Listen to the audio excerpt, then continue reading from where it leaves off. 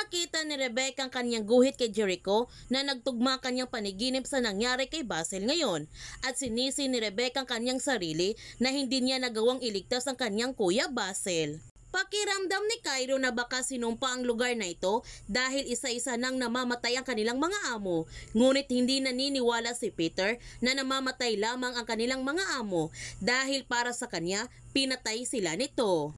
Habang si George, hindi niya kailangan ang concern ni Sam para sa kanya naghahanap ito ng away kaya sinabunutan niya ito. Buti na lamang dumating si Aurora at pinigilan niya si George sa kanyang ginawa kay Sam. Binalaan pa niya ito na kapag may nangyari sa kanyang apo, mananagot siya. Gayunpaman, lumabas na ang resulta ng kanilang pinagawa at nalaman nga nila na nilason si Basil.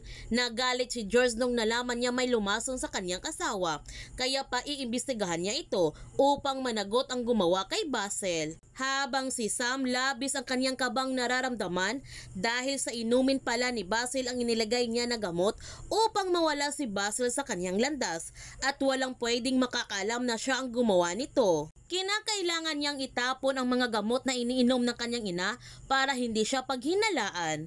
Kaya huwag natin palalapasin ang kapanapanabik ng mga tagpo sa Widow's War.